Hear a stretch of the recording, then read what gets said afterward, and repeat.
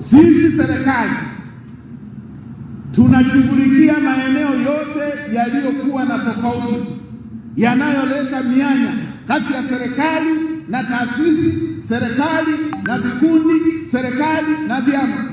Mheshimiwa Rais kwenye ofisi ya kazi ajira ndani ya ofisi ya Waziri Mkuu ameongeza na kitengo cha mahusiano kitafanya kazi hii.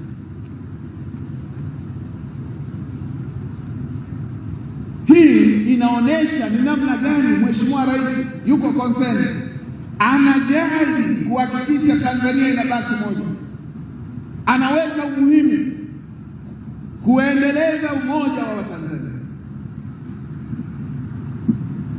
Limetokea tukio kubwa, ametoa msamaha